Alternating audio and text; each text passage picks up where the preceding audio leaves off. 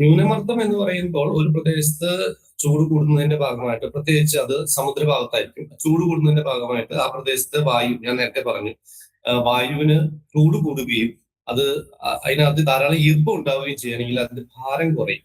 ഭാരം കുറഞ്ഞു കഴിഞ്ഞെങ്കിൽ നമ്മൾ ഒരു പ്ലാസ്റ്റിക് വെള്ളത്തിലിട്ട് കഴിഞ്ഞാൽ എങ്ങനെ മുകളിലേക്ക് പൊന്തി പോകുമോ അതുപോലെ തന്നെ ഈ പറയുന്ന ഈ ഭാരം കുറഞ്ഞ ധാരാളം ഈർപ്പമുള്ള വായു മുകളിലോട്ട് ഉയരും.